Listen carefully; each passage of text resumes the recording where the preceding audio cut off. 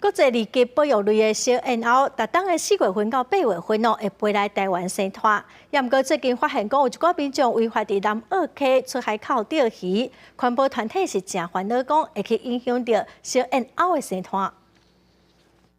车我拢伫生能力敢要开入来，你拢莫走，我已经连到海巡啊，等下就到啊。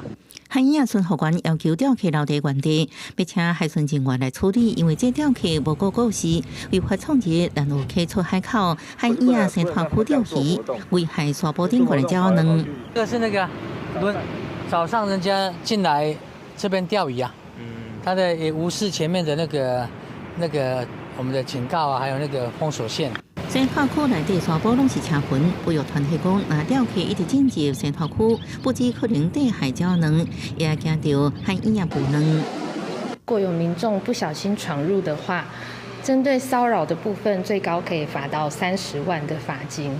那如果造成动物死亡的话，最高可以罚到100万以下的罚金。官方讲，民众若进入海燕生态区，然所种行为相关罚30万，那造成动物死亡相关罚100万以下。